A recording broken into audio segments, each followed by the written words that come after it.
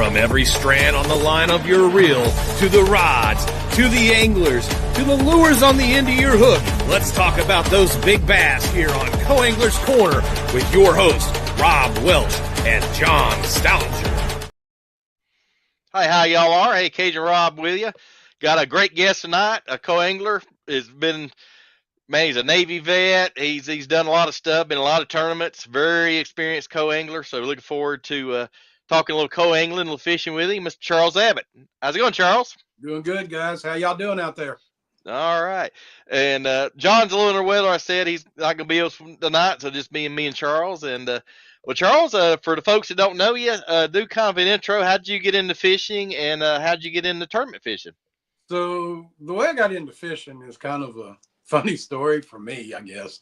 I'm sure some other people will find humor in it, but I was 26. I'm originally from Louisiana. I always wanted to really learn how to bass fish, but I'd just go to ponds and, sneak into areas I shouldn't have been at, I guess. And I had old Zepco 33s and some 404s. And the apartments I lived in, the maintenance guy saw he had a boat, got talking to him one day, and he said, "Hey, man," he said, "I need someone that will go fishing with me." And I was like, "I'm your guy. Let me know." And he goes, "Okay." And so we went the first time. And he goes, "Man, all you got is those Zepcos." And I said, "Yes, sir." And he said, "Well, look," he said, "Tell you what," he was like, he said, "I got a couple of bait casters." And it's kind of funny because the reason he ended up taking me with him to fish was because he wanted to drink some natural light beer and let me run the boat so he could fish too. Yeah. And I understand why he drank, because I stayed bird nesting more that first time with them bait casters. Oh, yeah. I didn't know how to use them. But he was a really great guy. His name was John. Became real good friends with him. Taught me a lot about bass fishing, and just how to, leave the place better than you found it when you were out there. And we fished together for years, but never really fished no tournaments. It was always just fun fishing. And I really didn't get into the tournament fishing until 2006. I lost everything in 2005 to Hurricane Katrina. Yep. And ended up moving out here to Georgia, to Augusta. And I remember I went fishing with this customer I had, and I said, "I will never fish Clark's Hill ever again. I won't even tournament fish it." And so I didn't fish the lake for a while. And then I ended up I worked part-time at Academy, and I met some guys there, and we ended up, doing these little tournaments between us, all of us that worked there. And it just grew from there. And then we had a gentleman, a buddy of mine, Ryan, that worked there, and his dad passed away back in 2010. And so I'm the type, man, I always want to give back and, pay it forward. And I ended up going to him and his mom, and family, and said, "Hey, with your permission, I want to do a benefit tournament, to help raise some money for y'all, and to, kind of memorialize your dad." And he gave me permission. And so without ever putting a tournament on, and fishing these little local things, I put this tournament on, and I saw the competitiveness side of me, but I also saw the camaraderie, even though you're fishing against each other, but I saw that camaraderie between, everybody, and thought, man, this is kind of cool. And the funny part is I had watched tournament fishing, and anyone that knows me, they know I'm a combination of two different pro fishermen. There's a side of me that is the Iaconelli, and there's a side of me that is the Gerald Swindle. And that is two mixtures that sometimes has gotten me in trouble in fishing. Yeah. But, I'd always watched Iaconelli, and Swindle fish. And I thought, well, man, if they, these two guys, one came from framing houses and nothing, and the other one, is from New Jersey. Yeah. If these guys can get into tournament fishing, so can I. And I started getting into the local tournaments, here. And guy that I was best friends with for till 2021, he had a hunting accident and passed away. My best friend Joe, and he taught me into fishing one of the local tournaments here. And I really just was like, man, I was like, yeah, this is going to be my thing. Oh yeah. And now, I mean, I've competed in several BFLs. We have here Clarksville. We have the Clarks Hill Committee, and they did some big tournaments. We have Tommy Shaw Memorial. We have the actual Memorial Tournament. We have the summer, individual, the winter individual. A lot. We have the Toys for Tots, which used to be the Easter Seals Tournament. And now with, one of the stores we have here, a guy and you and I were talking about earlier, DJ Haddon. Yeah. Haddon Outdoors. He is just, put on some amazing tournaments. And he has one that's called the Clarks Hill Classic, which is now a 3-day tournament. And top prize in that tournament is $30,000. Wow. Yes. And he has that tournament. He has, I think it's called the Super Six Shootout. And just, he does a no-scope tournament.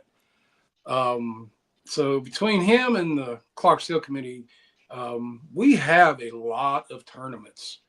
Yeah. That lake gets beat up every weekend. Oh yeah. But it's an amazing fishery, and it's one of those lakes. If you can fish that lake and catch fish, you can go anywhere and catch fish. Oh yeah. But like I said, I love the tournament fishing here. Once I got into it, I've just continued with it. I did take a break for a couple of years, almost 2 years. I found out that in May of 2022, I had to have open heart surgery. Oh, wow. And I had to have my valve, mitral valve was bad. Yep. So now I have a mitral valve my mitral valve is actually titanium mechanical valve. And I also had an aneurysm in my aortic root. Wow. So I had to have both of them removed, and they replaced it, like I said, with the titanium valve. So I couldn't fish for a while because of that. Yep. And then I decided to get back into law enforcement and go to work for our local sheriff's office here. And I really needed to concentrate on that.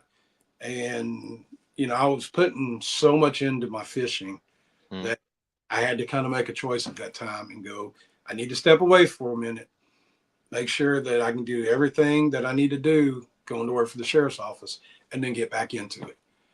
And it took me a little over a year, and I was like, okay, time to get back in. And so now I'm back in, hitting it hard. I've got a BFL coming up in June 28th. That's nice. On Clarks Hill. And then another one after that will be September, and it'll be a 2-day tournament, the super tournaments they have. Yep. On Lake Hartwell, that's September 28th and 29th. That one, of course, we have to travel. I'll be traveling with my fishing partner, one of them, and my traveling partner, Miss Ashley Klaus. Y'all have had her on. Oh yeah, yeah, we know Ashley. Oh yeah.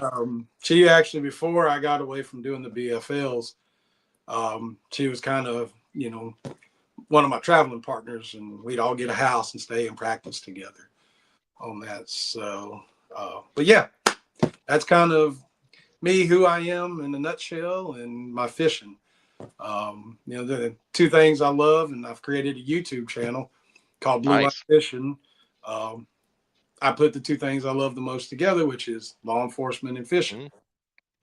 So like I said, yeah, that's me in a nutshell there, Rob.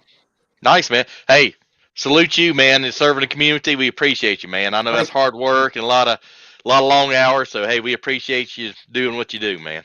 Thank you. Appreciate that very much. Yeah, and it makes it so much fun when, like I say, when I travel, I fish Toyotas there for a little while, and we had like 2 or 3 guys, and man, it just makes it so much easier. You got guys staying with you, and if you forget, like some guy forgets his hooks, like treble hooks, every guy's got you covered. I mean, it just It makes it so much easier. Like we were talking before we started today. You know, I had a BFL on Lake Hartwell. It was the first one I had ever fished. Yep. And of course I was nervous about fishing Lake Hartwell because I've heard, they've had classics on there. Oh yeah. They've had other tournaments, and luckily I drew a guy that I'm actually good friends with, that he's traveled, and stayed with us a few times, a guy named Scott Phil. And I remember we got in the boat, got to our first spot, and Scott goes, okay, we're going to do this. And, this is how we're going to fish. And I'm going to turn the boat sideways so we can both aim out to that hump. And I'm like, got you, man. Now I reached down to grab my bag with all my soft plastics in it. And I'm like, where did it go? And I know it didn't fly out the boat. And I looked at Scott and I said, Scott, I left all my plastics in my Jeep. Yep. He said, ooh. He said, I got you covered, man. So like you said, you forget something, you got to there to back you up. Yep. Hey, don't feel bad. I did that one time at I know it was at Barron River, and I had all my stuff, and I was waiting by this stop sign in the parking lot, and I left a bag, and it was still there at the end of the day, and it was still there. But luckily, it wasn't all my stuff, but it was still there at the stop sign. So stuff happens, but and it does, and like I said, Scott's an amazing, not just a great fisherman, but he's an amazing person. Oh yeah, he's prior military, and like I am, and we hit it off really well. And like I said, and the bad thing is he gave me a lot of baits to use that day. And it was just one of those tournaments, like I had told you, I couldn't get out my own way. Yeah. And I zeroed that day. Yeah. And I get very down on myself when I zero. Yeah. And it's not because I'm like mad about the situation, but it's I get down on myself because I feel like it makes me want to learn and do better. Oh yeah, but I did that the same. But at the end of the day, it's like, okay, what went right, what went wrong, what can I do? But you just got to kind of evaluate. It's okay, and you take it as a learning experience. So you do. Yeah. So, and that's something with me, and anybody that knows me and knows the fishing is, I try to stay as positive as I can. Yeah. Even on the bad days. Oh yeah. Because you're not going to go out there and catch them all the time. You're just not. I don't care who you are. Well, unless you're Kevin Van Dam. True. That's true. But you know what I'm saying? And that's what I had to overcome and learn at one point, because, I would and I still have my routine when I go fishing. Whether I'm fishing for fun or I'm fishing a tournament, I have my routine, I get up by a certain time, I've got to take a shower, and I've got to eat my breakfast, and have time to gather my thoughts, and then I get in my vehicle and I have I have on my Apple Music, I have a playlist, and it's called Just Fishing. And I named it that because, it makes me think is I'm going down the road, I'm seeing my playlist, my songs play. Oh yeah. But the playlist title is up there. And I keep thinking about that on my way out to the lake it's just fishing. Yeah. You're not going out there. You're not fishing for $100,000. You're not fishing to try to get, on the Elite Series. Yep. You're just going out there fishing. Exactly. And I try to keep remembering that even when I'm out there. But I have my music now, though, like I said, on that playlist. And I got the, I call it the screaming music. I've got some of that on there that, because I want to get myself hyped up, though, too. Oh, yeah. And I listen to that, and I get to the, boat ramp, and I've always, just like I do at work, I get there early. Oh, yeah. And I don't like to rush. And I'll make sure I've got everything, and then, being a co-angler, you want to talk with the person you're fishing with. Oh, absolutely. Even if, and I found out, even if you talk to them the night before, you might get there and they'll go, man, I thought about it and I've changed up my baits. Oh, yeah. Or you want to have time to change your baits out if you need to. Or if you don't get to talk to them, hey, man, what are we fishing today? Are we going to do some offshore fishing, some deep fishing? Are we going to go shallow? Or, are we going to fish structure, lay downs? What are we doing? Yeah. and have time to prepare. And Oh that's, yeah. with whether you're fun fishing or tournament fishing, you've got to prepare for it. Oh yeah. That's Just something like I've just like learned. Boy Scouts, be prepared because because a Exactly. lot of guys have a plan A, B, C, and D, and they may skip to C and D. You never know. But just being prepared, like you said, perfect point. And I've had tournaments too where I've gone to plan E and that still didn't Yep. work. And I'm like, well, just tie the whole tackle box on itself and throw it out there, and maybe want to bite it. So, Oh, absolutely, absolutely. um, but another thing that I've learned too, uh, with fishing is that, because that was a good thing for me about having to step away. Yep. I was putting my everything into fishing, and I was taking it away, from my family. Yep. And I know some people probably watching this or listening, that might sound bad. And I wasn't neglecting them, but I was fishing, my wife would tell you, I was fishing 3 or 4 days a week. Yeah. Sometimes 5. I'd go after work. Saturdays and Sundays, I was on the lake both days, all day long. 5:30, 6 o'clock in the morning, till sometimes 5, 6:30 at night. And when I stepped back, I had to step back and step away. I was like, when I get back into this, it's going to be different. Yeah. And now I've learned to set aside my time for doing my fishing tackle, going over stuff, even though co-angler, you still need to learn, study your maps. Oh yeah. Download Google Earth and watch videos and stuff. Because like with Ashley, she ran as a co-angler for a while. Now she's running as a boater. Yep. So there might come that day where you're going to run as a boater instead of a co-angler. And doing these, I think that's one thing co-angling helps a lot of guys out with, is it helps prepare you to move forward to, if you want to run as a boater and run to that next level. I've run as a boater in a few tournaments when I had my boat for a few years. Yep. And the co-angling helped me.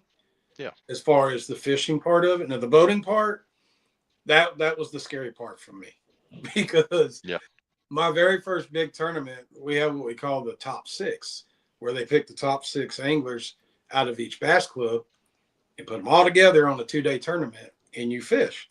Right. And so they tell me, I go to the place where they do the boat draw, and Charles Abbitt, boat 16. And I was like, oh. It's getting real. It did, Rob. And I was like, and I remember there's a buddy of mine, one of the guys that supports me, and I actually keep his logo on my jersey, is a guy named Mark Strickland. And he owns a company he took over, for guys and people that don't know, he took over 5x3 fishing. Yeah. Yeah. He revamped it and is doing an amazing job with it. And I remember Mark was standing there, and I looked at Mark and I said, yeah, I'm really scared now. And he said, what are you scared about? And I said, man, I've always been in the passenger seat on takeoff. I said, I've never had to drive the boat, man. He told me something. We'll keep it real simple for you. He said, you got a hot foot in your boat, right? And I said, yes, sir. He said, take that hot foot, push it all the way to the ground. He said, get on plane. He said, and don't let off till you get where you're going. Good point. And Rob, that's what I pretty much did. They said, boat 16. And I hit that hot foot, and I come up and planed out, and I hit that trim switch, and I got up, and there was like 15 boats in front of me, other boats passing me. Yep. And I'm just the whole time I was like, Lord Jesus, please just keep this thing together for me. Yep. It is a little scary. It is a little scary, but yeah, and I'm enjoying being a co-angler though. You know, and like I said, it's for me, it's the fact of getting to fish with somebody new. Yep. What I love about the BFLs, because, and I'm not gonna lie, when I first started doing the BFLs, Rob, I went because I was like, the only thing I could picture in my mind, and I know and maybe this will help some guys watching this that are getting into the BFLs. In my mind, only thing I could picture was that check going in the bank and that trophy sitting there in that passenger seat next to me. Yep. And that was the wrong thing to think about. Yeah. And the first tournament, I ever fished in a BFL was Lake Kiowee. And it was bad. When I say bad, it was bad. And so, my feet got wet that morning. And it was probably 20 degrees. It was cold. Oh yeah. Oh, it was January. And I literally fished first half of the day and I was miserable. And the second half of the day was worse because we're going down Lake Kiowee. And I look and I asked the guy, his name was Mike. I said, Mike, what's that in front of us? And Mike said, you don't want to know what that is. And I was like, no, I need to know what that is. He said, that's snow. And literally in the next hour, Rob, there was 6 inches of snow in the boat. Jeez. You couldn't see. I mean, I was having to dig through snow to get to my rods. And I was so cold and so miserable that I finally just told him. I was like, I'm done, man. I was like, I can't go on. And that's about the only time I've really ever given up in a fishing tournament and just sat down. Oh, yeah. And I was so I was mad and disappointed. And I was like, all my dreams of I'm getting this check and this trophy, I'm going to set up on some mantle at the house to collect dust, and that tournament just kind of turned in, I hate to say it snowballed. Oh, yeah. Oh, yeah. It kind of turned into the next tournament. I wanted to check in the trophy. In the next tournament, I wanted to check in the trophy. And, I ended up fishing a tournament. It was a BFL, and it was on Hartwell. Yep. And I fished it with this guy that I met, and made friends with after we fished, we made friends and kept in touch. He ended up passing away last year from cancer. And, but he changed my outlook on everything. And that's the thing I would tell a lot of these, guys, especially the younger guys getting into the BFLs, is really pay attention to some of these guys you fish with. They're there to help you. Don't think because, yes, I know the whole thing with forward-facing sonar, and you have your guys that are going to do that. But there's a lot of guys out there that are willing to help you and teach you, especially. Oh, absolutely. And that's what this guy did. And he was actually younger than me, but he taught me that, man, don't worry about that check and that trophy. It's going to come eventually. And if it doesn't, then oh well. Yep. But he taught me to pay attention to the people you fish with and to learn from them. Because if you learn something new or you do something or something that you do, you make it better and you improve yourself as an angler and stuff, that's more rewarding than a check or a trophy will ever be. Oh, yeah. It's like I've heard pros, you like take that experience, new techniques, and you put it in your tackle box. And you keep collecting, and you're getting better and better. I mean, it's it's a good experience. Like I said, I've told a bunch of people, a bunch of young guys, hey, go try it, man. It's a blast. It really is. Yep. I'm a very competitive person, and I like to, I like to be competitive, but I like to share, especially with our youth, the sport of bass fishing. Oh, absolutely. And what it can turn into for them. Like I have a young man now that his mom and my wife, they worked together for years, and he's fixing to be in high school. And she called me up and she's like, hey, he's really, he's bought some fishing stuff and wanting to get into fishing, but he doesn't really know what to do.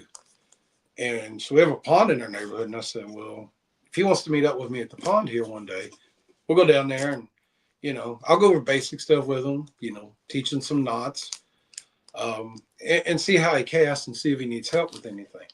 Yeah. And so we met him down at the pond, and told him, I was like, if you really want to, get into this, I'll help you.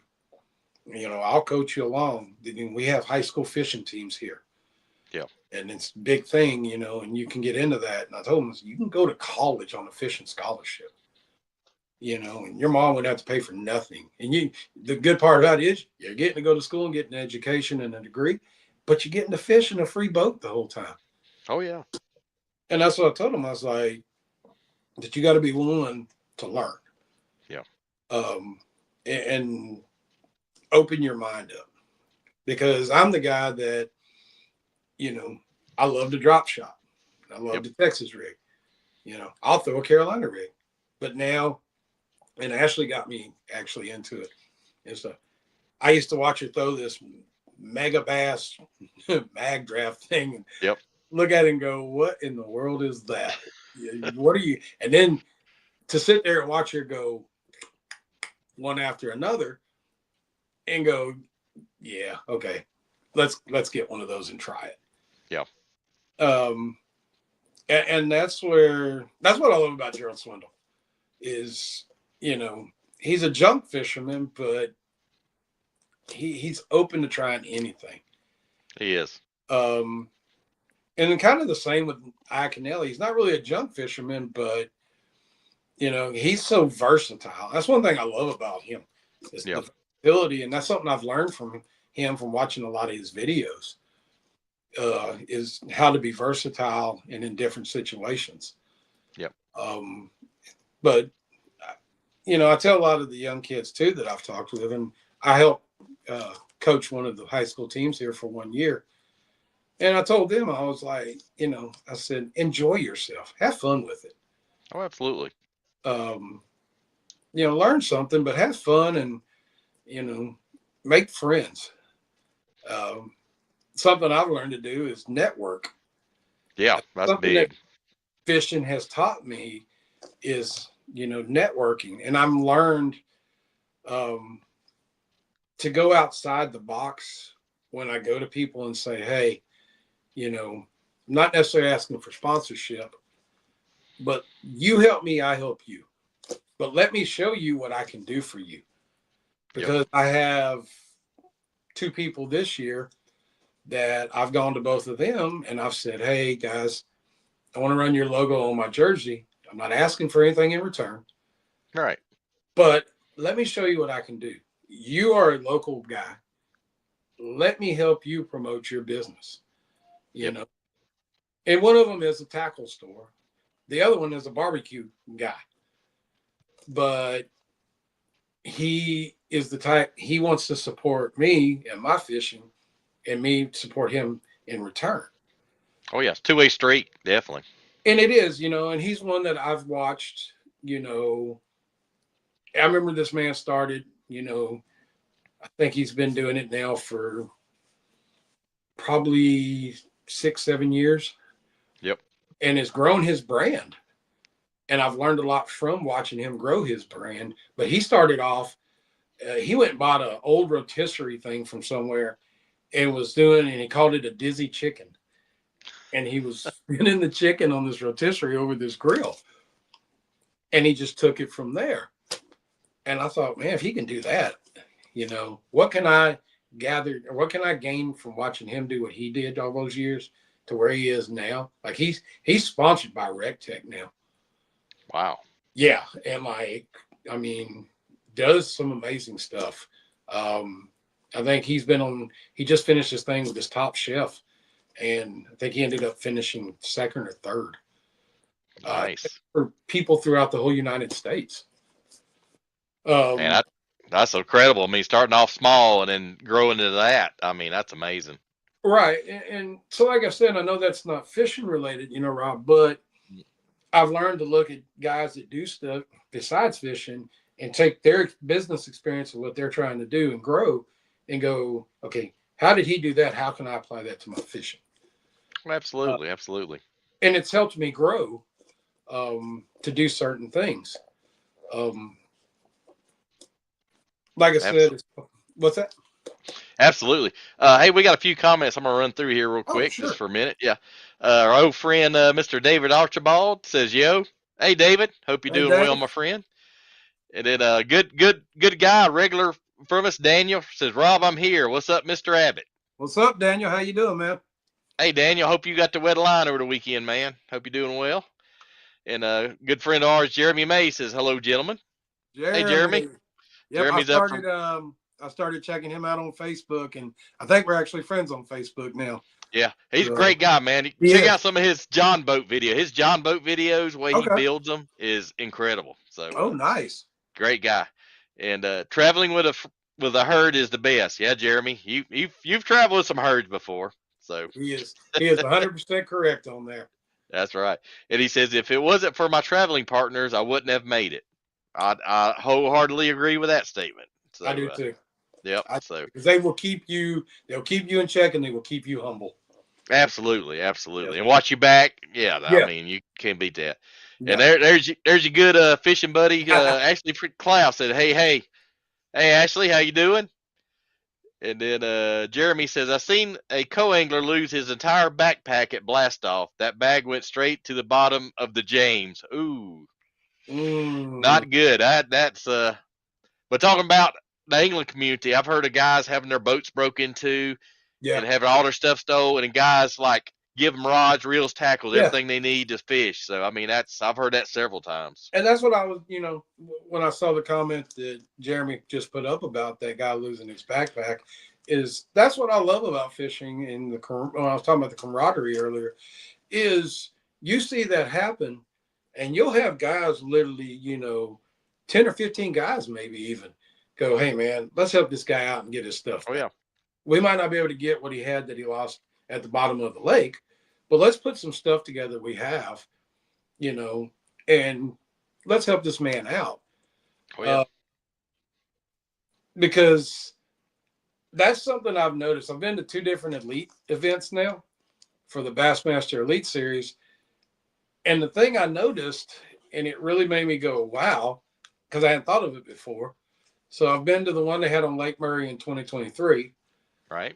And then I went to the one that I just went to back a few weeks ago. They had on Lake Hartwell. And the crazy story is with that one, you and I talked. So the deputy that was killed in the line of duty, Deputy Brandon Sykes, it's a guy that I knew. He was a fellow deputy. I actually worked for the agency where he worked for at the time of, him being taken from us.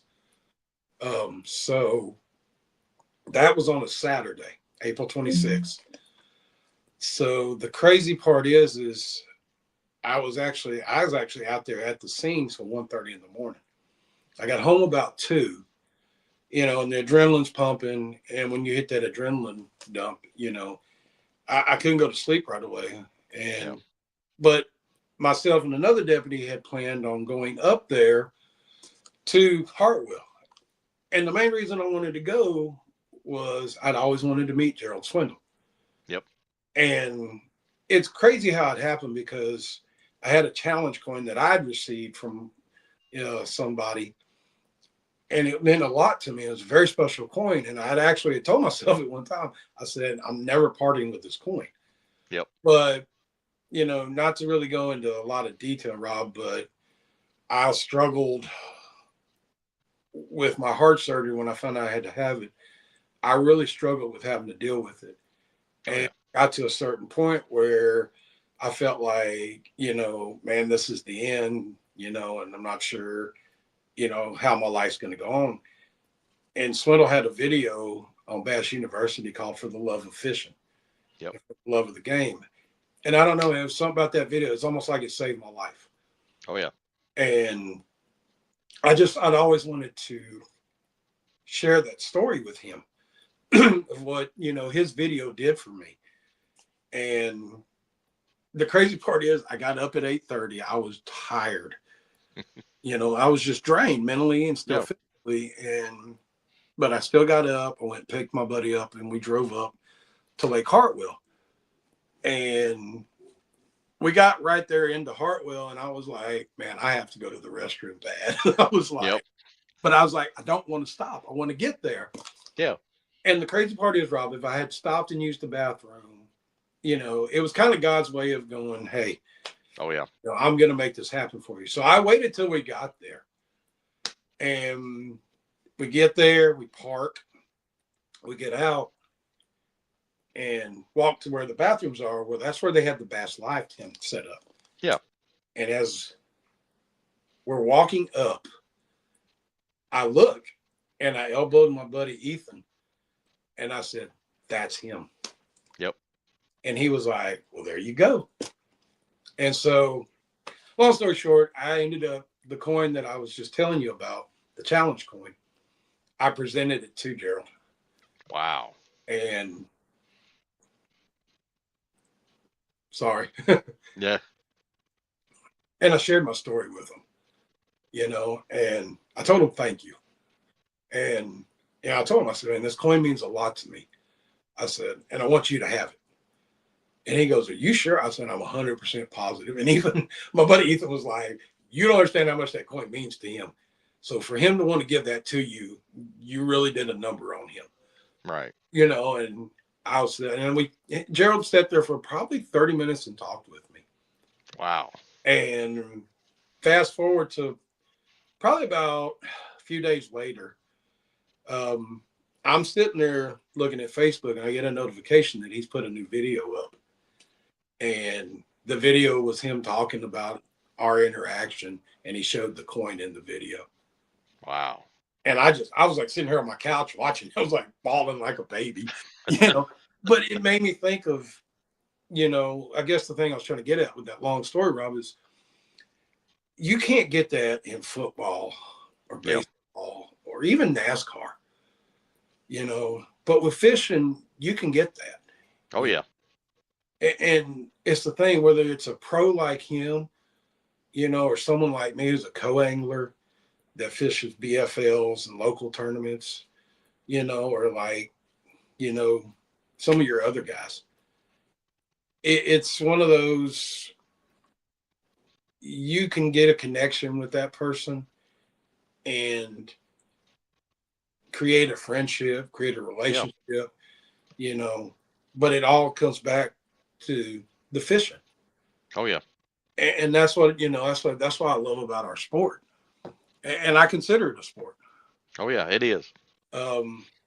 Because I remember talking with someone one time, they said, you see in the NFL or in baseball, they have timeouts and they have halftime, and they in between plays and then switching from defense to offense.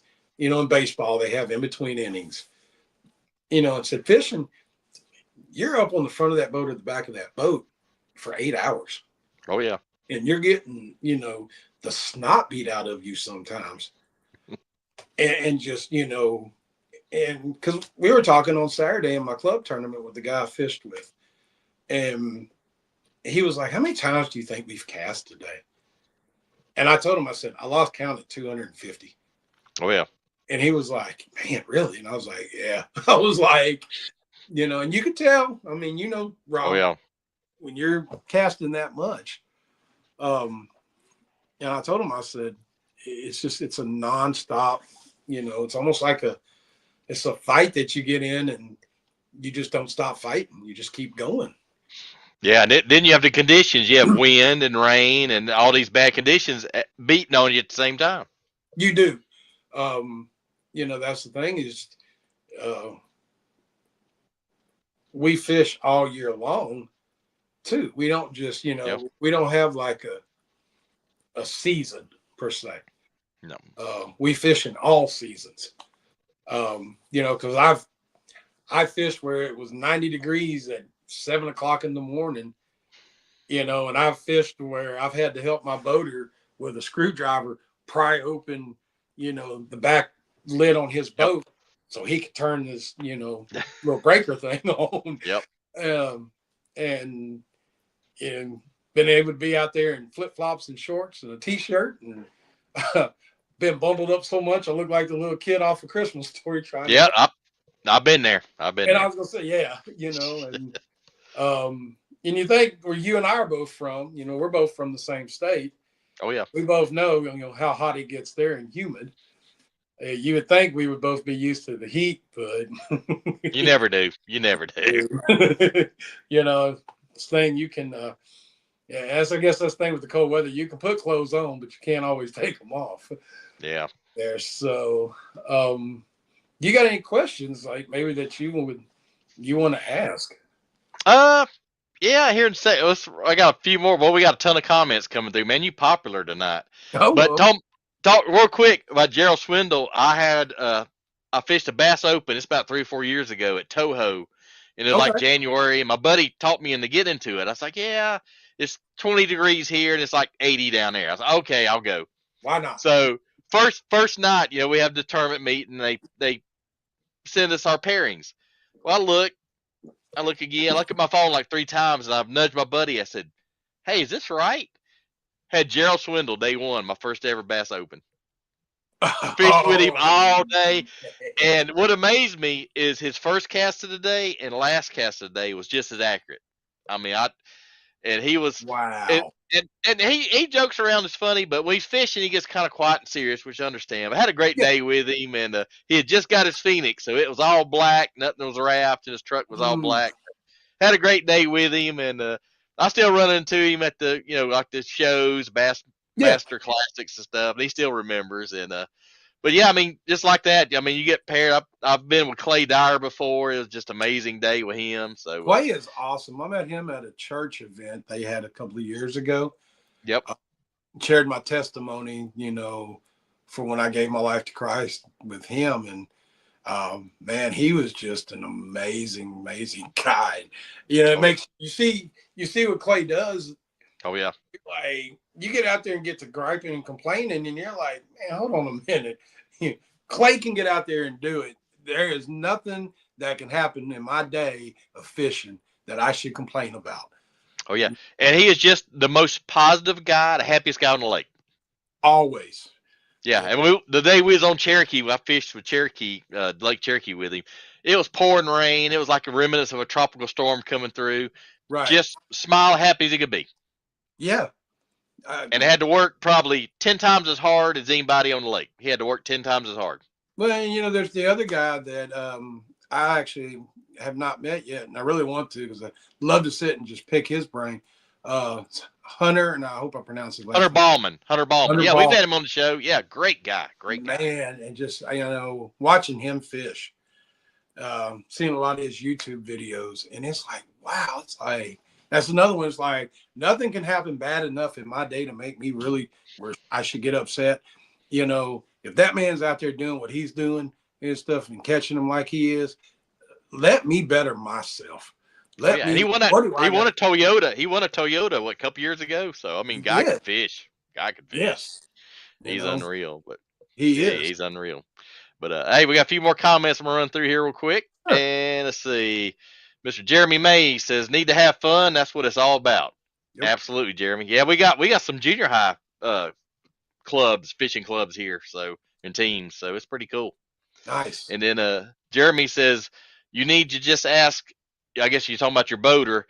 Are you FFS fishing or hitting the bank? These are the new lineup of questions for co-anglers. Yeah, probably Jeremy, a little bit. And Jeremy, I agree 100% with you. And that's where it goes back to the whole thing I was talking about with being versatile. With versatility is, okay, if you're going to forward-facing sonar fish and stuff, you know what? I got your game, buddy, and everything. Because I'm fixing to do something, that I know to do now where I didn't know that one time. Like I was talking with you about when I got stuck in no man's land. If I'd known what I know now, I wouldn't have finished 27th. I'd have moved up because I'd have known this is what I need to do to catch fish. So, Jeremy, that's a very good statement right there.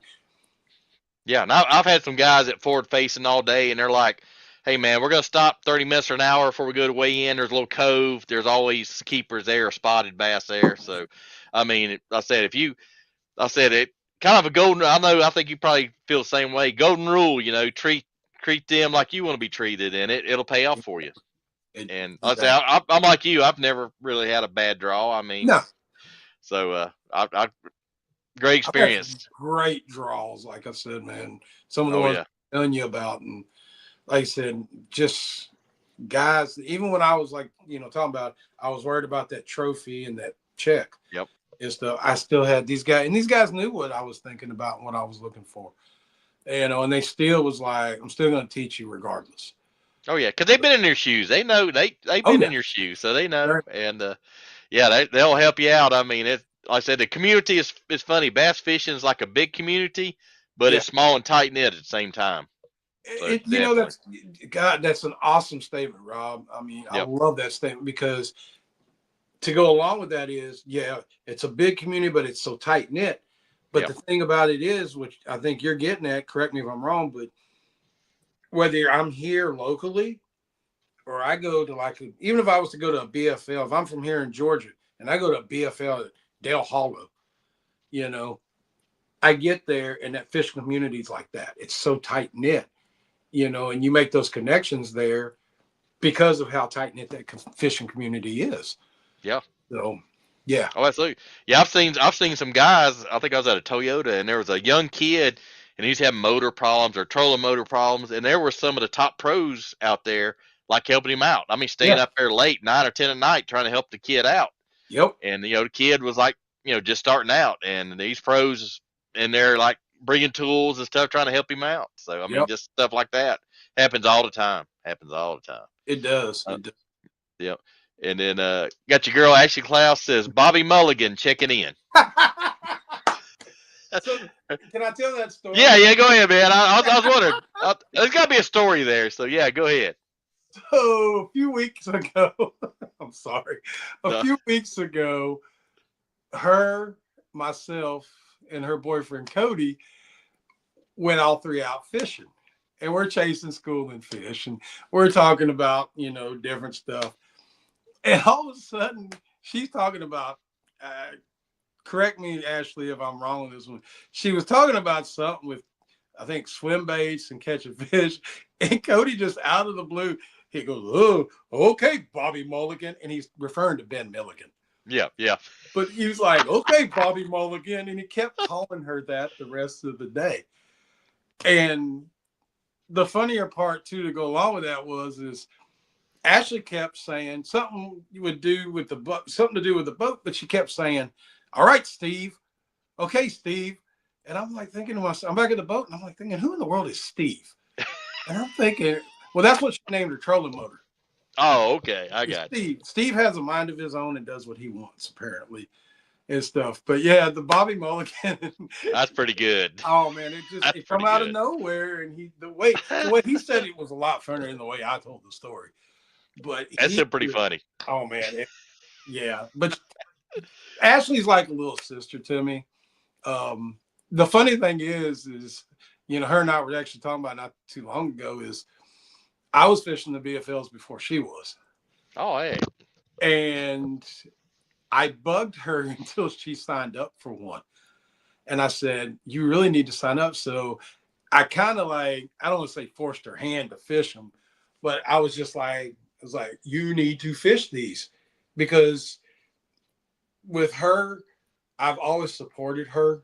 Yeah. And her being a female, angler, when she started really getting into the tournament stuff, and doing what she's doing, she was catching some slack and stuff, from people around here, some guys, and some other people. And that's one thing I love about Ashley. Like I said, she is like a little sister to me.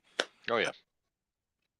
She has taken what people have said, and instead of, getting upset about it, she has taken it and used that to fuel to her fire, and I think it was, you'll know, Rob, I think it was 2 years ago she fished the BFL All-American.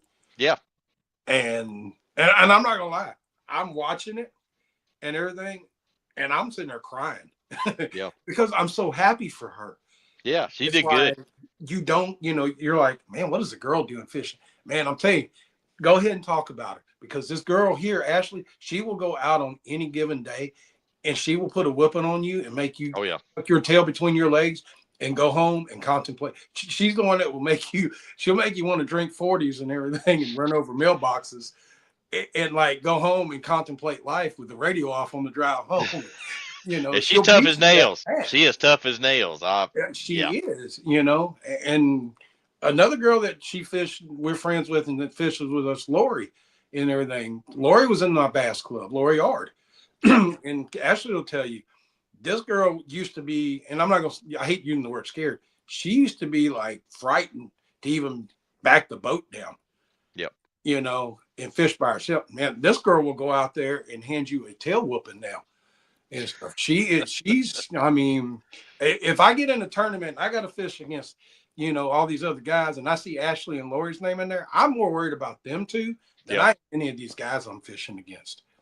You know, I can imagine. I can imagine. and I'm glad, you know, Ashley, she's, you know, her, Lori, and then you got, you know, like Kristen Fisher, Yeah. you know, and I can't remember Katie's last name. Is it? I cannot remember Katie's last name, but she's, you know, y'all have had her on the show, I want to say. Yep. But girls like them, you know, and stuff, that's what our sport needs. Oh yeah, absolutely. To help move the females in the, you know, in their, move them forward and really go, this is not just a man's sport. You know, and then I got off a little tangent there about that, but no, but I'm seeing more and more girls in high school and in BFLs. I'm starting to see them more and more into Co-England, and that's great. I'm happy for them. Like I said, I've had a few of them and everything, and the Co-English side of BFLs. You know, it's like whoa, it's like, yeah, they put a whooping on me. You know, like here too, and I admit it. Hey, they put a whooping on me. Hey, more power to them. Yeah, exactly. You know, and but they deserve it. They probably put the work in, and they deserve it. Hey, hats off to them. And Ashley has done that, and so has Lori. They have both put the work in over the years to get to where they both are right now. So absolutely. I'm so proud of both of them. They done good, done good. Yeah, I saw her. I remember seeing her on TV, and she was asking me about Cherokee a little bit, and I said, "Yeah, it can be tough." And I said, "Just keep grinding." And I remember seeing her on TV, you know, throwing that shaky head out there. I said, "Yeah, girl out there grinding." She did. She did well. She got me hooked on that Buckeye spot remover, and I can't put it down now. That's a good. I fished that one for a long, long time. It is a good one. So it is. But yep. So, but there's Jeremy saying. Jeremy says Hartwell sucks. Ask Josh, Amanda, Oliver, Lyco. Yeah, Josh Lyco, one of our friends, lives out there. He don't like it. There you go, Jeremy. Yes, I'm right there with you. Junk fishing. Yeah, he is. He's a river rat too. He was in Louisiana for quite a while, so he knows. Really? He knows the drill. Oh yeah, he was. Okay. Yep. Well, and you know, when I started, like I was saying at the beginning of the show, and you know, I started fishing with the guy John. You know, we fished out of lived in Shreveport and Bossier. Yeah. Right there in kind of that northwest Louisiana area, and so if we weren't fishing like Caddo Lake or going over to Toledo Bend, we were fishing the Red River right there. And like I said, fishing that Red River's, man, a whole nother beast. Oh yeah, between the gators and the cottonmouths, yeah, that's some tough. That's some tough areas right there, man. But it got a few more here. Buddy Daniel says, "I'm still fishing in the back, going to Lake Ivy this weekend. Hey man, good luck." Yeah, good luck, to you, Daniel, man. Got tight lines, and I hope you do good.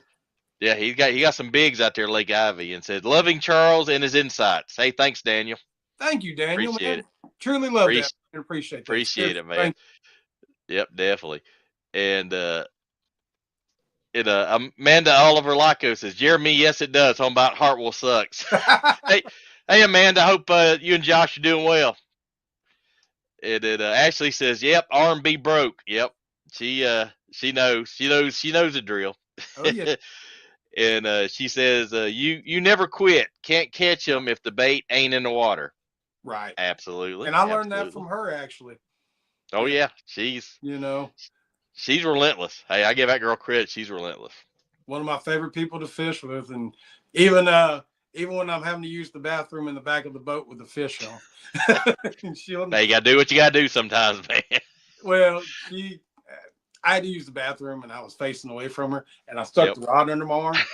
and I had a chatterbait on, and I threw it out there, and it was bouncing. And she was trolling. It was bouncing along the bottom, and all of a sudden, my rod just folded in half. And Oh, I said, Ashley, I got a fish on. And without missing a beat, Ashley goes, well, I'm not coming back there to help you as long as you're doing it. I said, that's good. yeah, don't want you to, girl. Yep, I got it. That's all good. It's all good. Yeah. Oh man. Yep. And our good friend Miss Latanya Blanding. Hey, Miss Latanya says Ashley is a force. Yep. Yep, I'll agree with that statement. And our good friend James Benold says, "Made it, guys. How are you, buddy?" Hey, James, doing well, my friend. Hey, James, hope everything's doing well. great, man. Hope I see some storms coming up your area, James. Hope you all right. I know they had some trees down, power outages. So hope you guys are all right. Yeah, y'all stay safe up there, James, where you are. Oh yeah. And then Ashley says, "Love you, brother." There you go. Love you too, girl. Love you, sis. She's good. But now on co-angling, now do you have a favorite bait or confidence bait where no matter where you go, you got it tied on, or that's your first thing you try? Do you have a bait like that you like to go to? I do. I do. I actually, I have two, and one of them I've really just added on. My first one is the spot remover. Yep. Because I can fish that in shallow water, I can fish it in deep water. I'm nine times out of 10, I'm fishing the Buckeye spot remover that's 5/16 ounce. Yep. And normally I'm either fishing a Zoom trick worm that's in South African Special or the green pumpkin blue flake. Yep. Those are my two go-to colors on there. I love those. And then the other one I actually have here, Ashley has talked about this. So it's a new company. They've been out since 2023. But so Ashley talked about them. They're called Shift Worker Lures. Yep. And this is their jig. This is their Goober Grape. This jig, and I've started running the Crush City Bronco Bug on there. Yeah, that's a good one. Because I'm the weird one that will fill the bathtub up and will take baits and put them in the bathtub. My wife will come in and go, "What are you doing?" And I'm like, "I need to see what the bait does."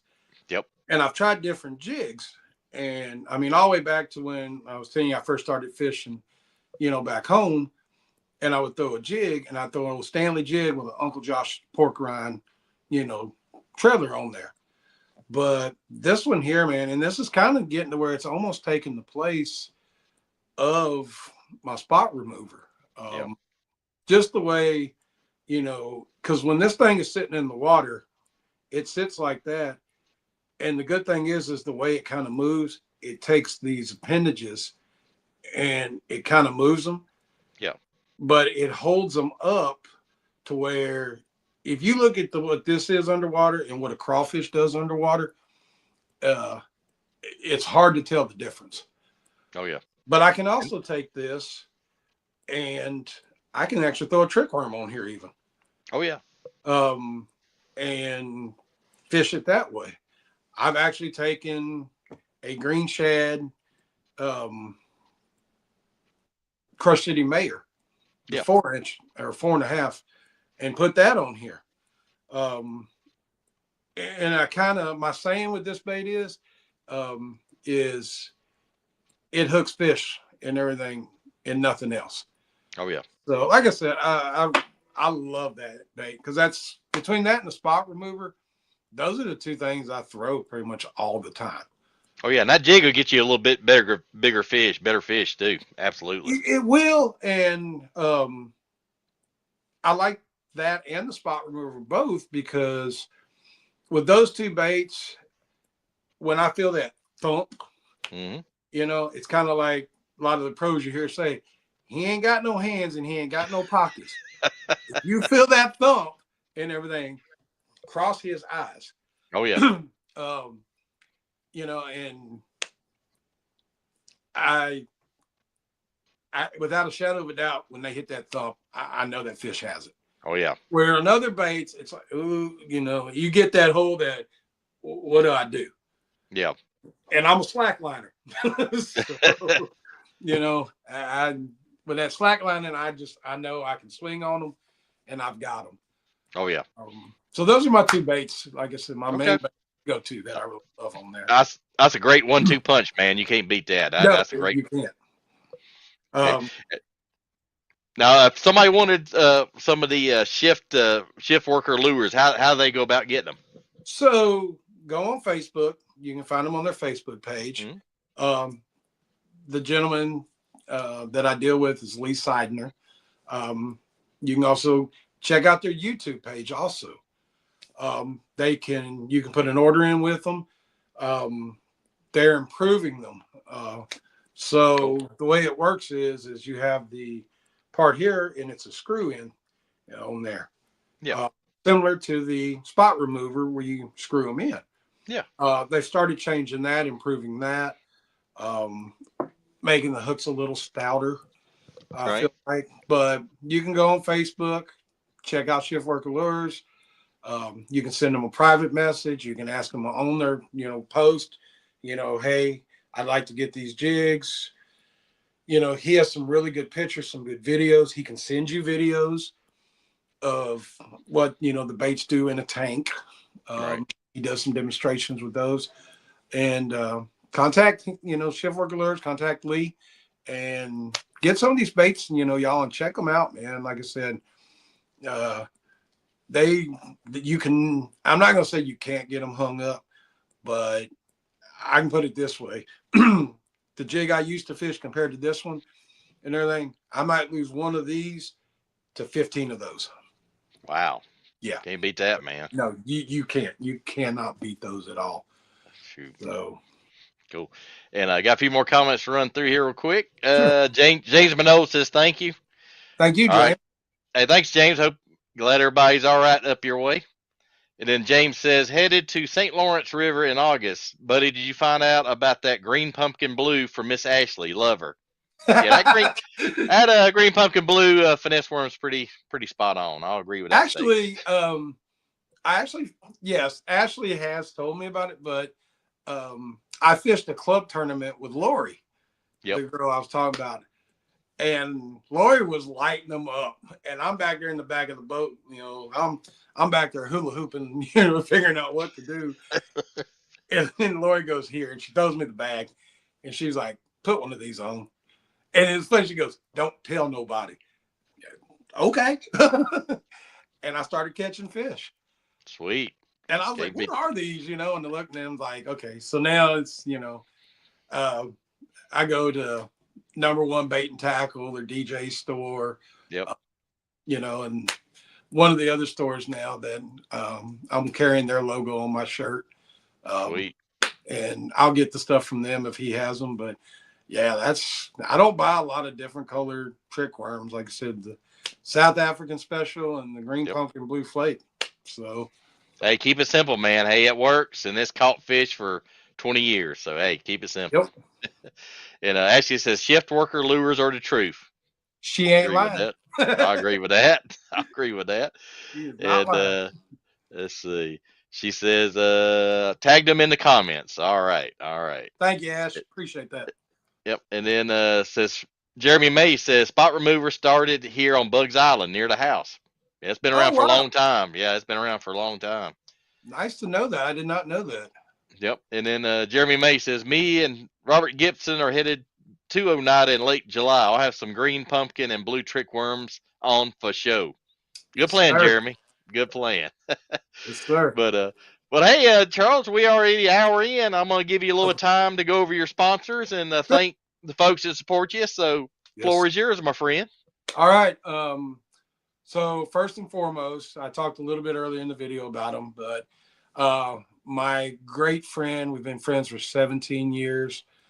He's a fellow deputy with me now at the sheriff's office, but 6-7 years ago, and Greg, that's not the correct amount of time, I apologize, but he's an Australian guy. He's actually from Australia. Has been here for a while now, and his name is Greg Power, Powerhouse Barbecue, Powerhaus. You can find him on Facebook, all social media platforms. He is sponsored by RecTech. We have a local, meat market here that sponsors him. He just competed in the Top Chef. And I watched this man start, like I was telling you earlier, I watched him start literally in his backyard with a gas grill and a charcoal grill and an old rotisserie. I think he bought from a restaurant or something, and Wow. started making these dizzy chickens. And I went to him earlier this year, and he's always, no matter what, has supported me in my fishing. He's I've gone out of town to tournaments, and man, he's stayed up all night cooking meals for me to make sure that I was fed and taken care of. And I love him like a brother, and great guy. And so he is, kind of that main sponsor for me. The other one I just finished talking about is Shift Worker Lures. Like I said, that's another guy that I'm supporting Lee. Lee's helping support me and his company, and I want to get his company out there and get people to know about it. And because Lee and Greg both, honestly, they're the both type of people that if they were to ever really get to that next level, they're not going to forget about you. They're going to remember the people that supported them, when they were starting out and when they were still small. Right. I just added on another guy this year, guy named Joe Carden. Joe has opened up a store up in Hartwell, Georgia, and it's called Big N Outdoors. He just had his grand opening this past Friday, Saturday, and Sunday. Man, this guy is an amazing guy. It's him, his wife, and his sons. They own and run the store. What impressed me was with him is I had asked him about, hey, Joe, I'm not asking for no money. I'm not asking for anything in return, but let me help you and show you what I can do for you by promoting your business. I want to run your name on my jersey, your logo. And he didn't respond back to me. And I thought, well, some people don't want to hurt people's feelings, or, they're not sure if someone's really trying to get something out of them. Yeah. And I messaged him back and I said, hey man, just curious, what would you, what did you think about my question? And he said, I'd like to meet you first. And I was like, okay. I said, I respect that tremendously. Yeah. And so when I went up to Hartwell that Sunday for the Elite Series, I went, met him at his store, opened the store up for me. It was on a Sunday, and Wow. they had gone to church. And then after that, he came up there, took time away from his family to meet with me on a Sunday, opened the store up, sold me some stuff, gave me a discount, and, had a good conversation with him. We talked about what had happened the night before. And so he still hadn't said anything. And I said, okay, I said, so what did you think? I'm going to ask you one more time. What did you think about, me running your logo? He said, perfectly fine. Nice. And I said, awesome. Awesome. I said, and at that point, Rob, I was like, man, I really want to put this guy's logo on my jersey and support him. Oh, absolutely. And of course, Trisha McGraw, love her to death. Man, she started making my jerseys for me this year. She's got my first one. She's fixing to ship to me. And then we just finished working on my second one. And she's fixing to get that into production. And Ashley actually turned me on to her when I was like, hey, I'm looking for someone to do jerseys. And I'd gone looked at this other company, and I was like, man, I really don't want to pay $127 for a jersey. Yeah. And, Trish charged me what she did. And I was just like, and then the thing was, she called me. Yeah. So, I told her on this second jersey, I was like, Trish, I really want to run your logo on my jersey, to help promote you. And she was like, okay. She was like, are you sure? And I was like, I'm 100% positive. Oh, yeah. So, she does a lot for the fishing community, not just for females, but I feel like for the fishing community in general. Oh yeah, she works hard, and actually she's got my jersey in production right now, so I'll have fish her jersey coming real soon. So I'm looking forward to it. Oh yeah, and I've seen the ones that she did for Ashley. Yeah. So any of y'all that need, she has a website, man. Y'all go and look at her, her jerseys. Like with Big and Outdoors and Joe Carden, look on he's on Facebook. Look at his store. Just because he's in Hartwell, Georgia, and you might be somewhere else, he can still ship to you. Oh yeah.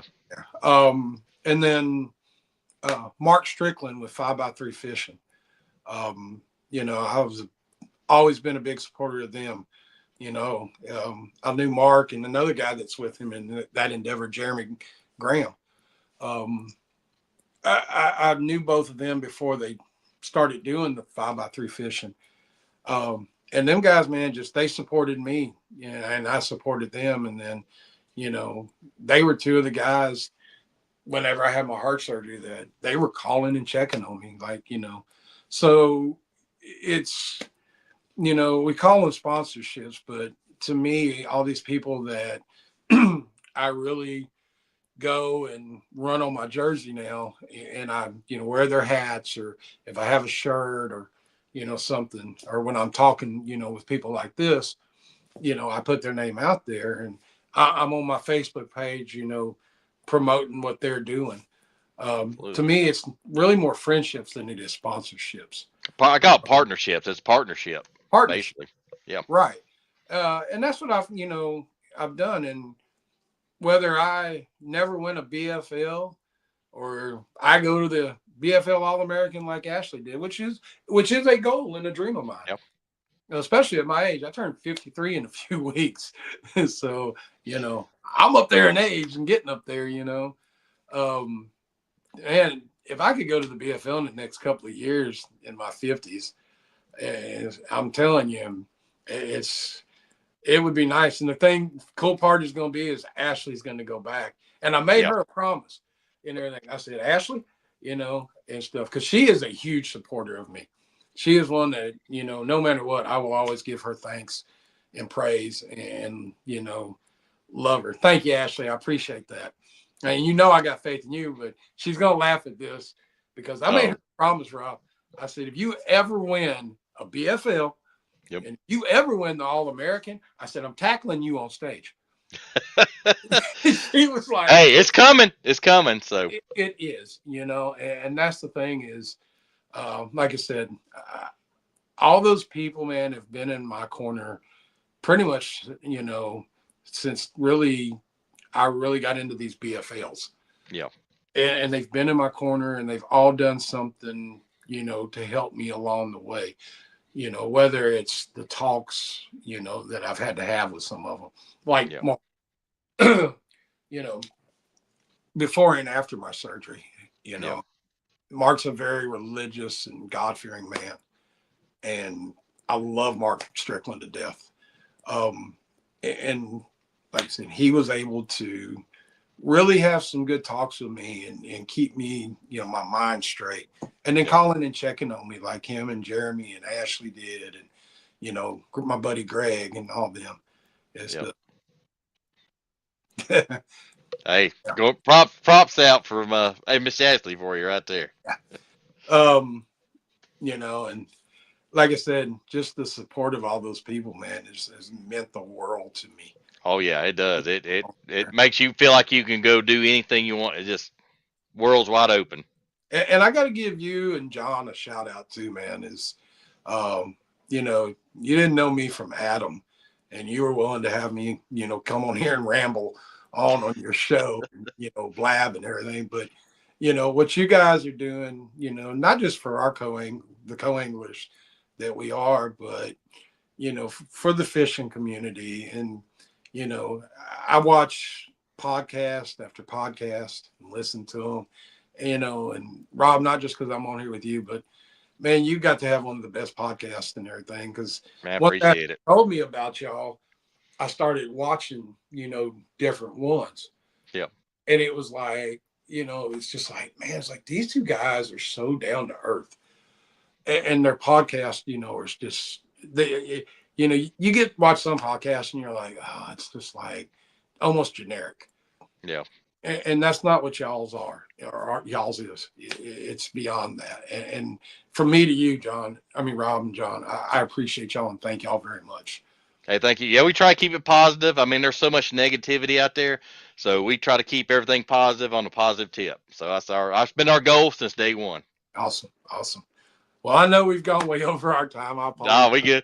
And then one last quick comment. Your boy Oh, Lee says, "Thanks for the support, Charles. Shift Worker Lures." So that is the guy right there that I'm telling you is stuff. And I'm making a prediction right now. There's going to be a pro, and I don't know who it would be, but there's going to be a pro that is going to get a hold of this jig right here, and they are going to win a Bassmaster Classic on it and everything. yeah. That's how much I believe in this bait right here, Rob. Wow, and when that happens, it's gonna blow up like you ain't gonna believe. Yeah. And it'll happen, man. Or even like a Bassmaster Elite, because when we see in my business when somebody wins on the Elite Series, whatever lure they win with, it blows up. Yep, it's unreal. And like I said, I've got that much confidence in this thing, man. And stuff. Like I said, it's gonna happen. Oh, absolutely, absolutely. Yep. And for everybody that if like Shift Worker, if you missed the first, you can replay it. We'll have it on YouTube here shortly, so you can watch the replay. And Charles, if you want to, I'll send you the link for the YouTube. It'll save on YouTube, and I'll send you a link. If you want to use any part of it for your sponsors or yourself, feel free, man. But I'll send you a link after it saves. And man, hey, we're gonna have you on again, man. I really enjoyed you. You're a positive guy. I mean, you've been through a lot, and man, we appreciate you. And appreciate you. Hey, thanks, Shift Worker. Appreciate you. Yes. And one thing going out the door real quick, I'm gonna be like the news guys. Tonight's wardrobe provided by, if I get it right, Triple B Outdoors. My boy Zach Rushing down in Mississippi. He has a great shop, comedian. He supports values, supports the police, and supports Christian values. So check out my boy Zach Rushing and Triple B Outdoors. But hey, Charles, stick around a minute after we close. We'll talk to you just for a minute after. So just hang out. And with that, guys, hey, appreciate everybody commenting, liking, subscribing, and we'll have Mr. Charles on again, I'm sure. And we enjoyed his take on things, and we'll have him on again. Thank you, guys. All right. Appreciate y'all watching. Thanks, Rob. All right, man. Thanks, guys, and catch you tomorrow night. And appreciate it, y'all, and have a good night. Peace out.